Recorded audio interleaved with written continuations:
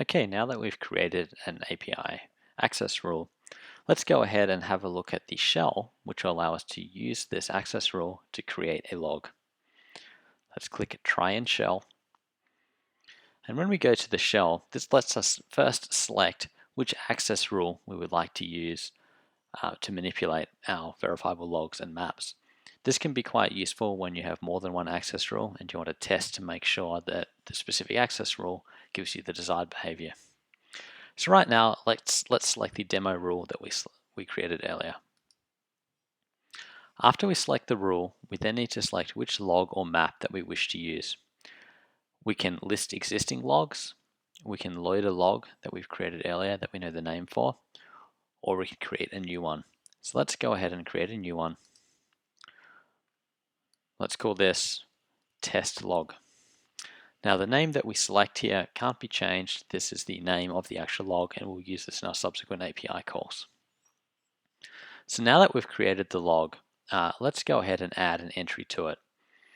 And all of the buttons that we click in the user interface here, they are making calls to the REST API to manipulate the log or manipulate the map the same way that you could do so from your application. The UI here is intended to give a demonstration of the capabilities, and it doesn't show all of the functionality that we have. So let's start by adding an entry to our test log. So let's just create a simple raw data entry, foo, and let's add that. When we add that, the log returns fairly immediately with a response to indicate that it was successfully received. And when it returns a response, it includes with that the leaf hash for that entry.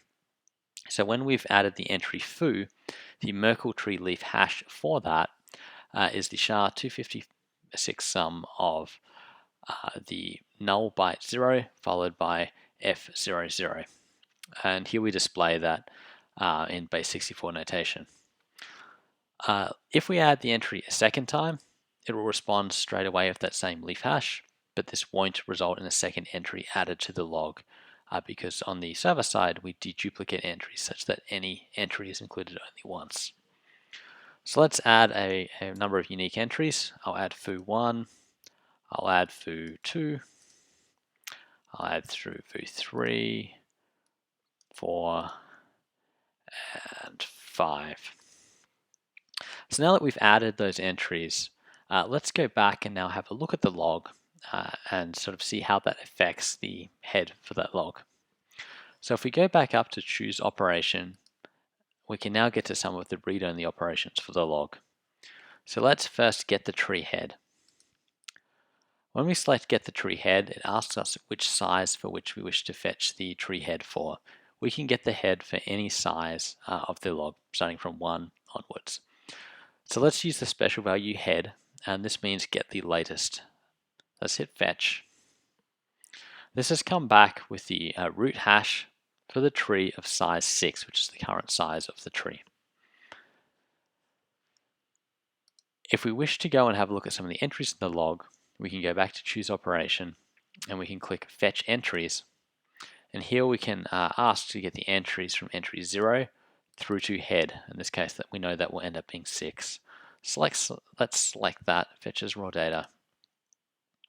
This now returns the entries that we added: foo, foo1, foo2, foo3, foo4, and foo5. When we return this list of entries in the user interface here, we auto-generate a diagram so that we can see how each of these log entries are arranged into the Merkle tree that gives the hash. So we see along the bottom axis here in the turquoise color, we can see the first entry that we received the leaf hash for earlier, HSA 5+, blah, blah, blah, blah, blah.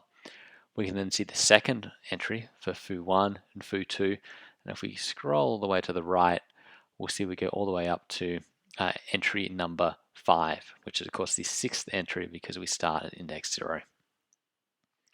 What this diagram also displays is we can see how the entry 0 and entry 1 are taken together to form the node hash for entries 0 through 1 here, and entries 2 through 3 here, and then how both of these hashes feed into this node hash, which is the node hash, the root hash rather, for entries 0 through to 3.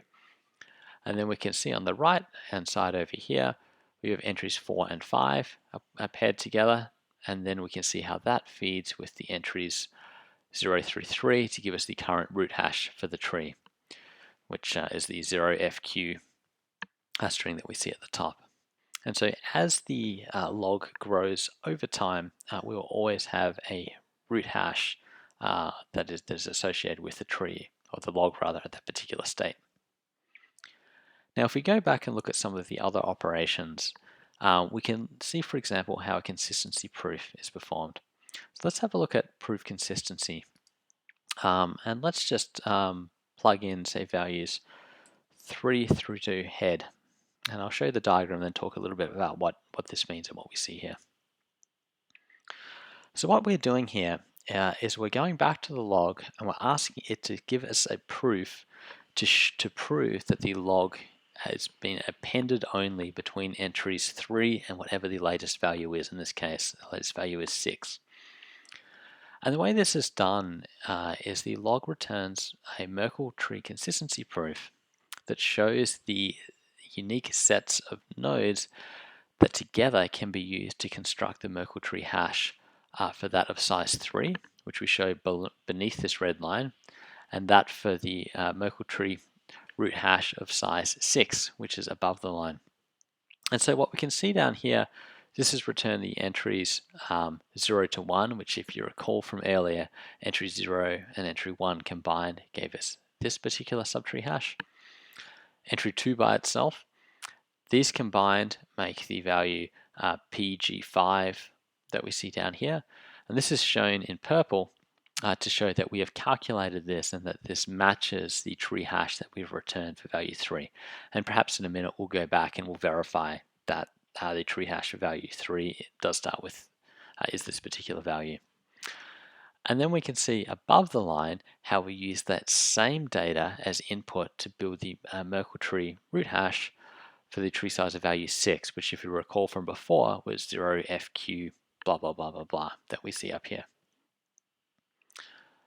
And the useful thing about this is a client that is using this log can keep track of the root hash and the root hash alone for a particular tree in a particular tree size. And then when it goes back to the log later, perhaps to look at inclusion of new entries or do some other operation on the log, the client can very efficiently request a proof from the log to show how that new root hash is calculated. And because of the properties of the Merkle tree that this diagram demonstrates here, the client can be satisfied that the new log root hash is being appended to and is constructed from the exact same data that the original root hash came from. And so we said before that we'd go back and we would verify that the root hash for size 3 was this PG5M string. So let's go back to choose operation, select get tree head, let's select size 3 and fetch. And here we can see the root hash for tree size 3 is PG5M0, blah, blah, blah, blah, blah. And that's how a client can see how a log can prove that it is append only over time. The other interesting operation that a client will typically do to a log is they may have received a particular value and they want to prove that this particular value is included in the log. Because that may give them confidence that this is a legitimate value that they may need to use for downstream processing. So let's look at how that can be done through the user interface here. So if we go back to choose operation and we look at prove inclusion. Prove inclusion lets us enter the value that we're interested in and have the server return what we call an inclusion proof for a given log size.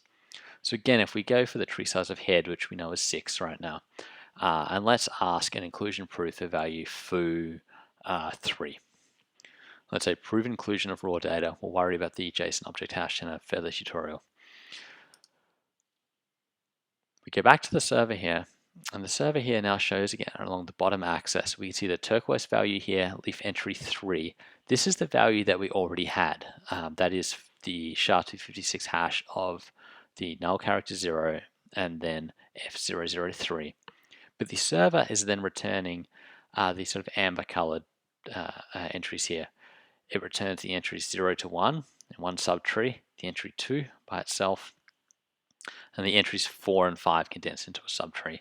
And while we have quite a small tree here, we only have 6 entries total, and we're getting, I guess here, roughly 3 different entries in the inclusion proof.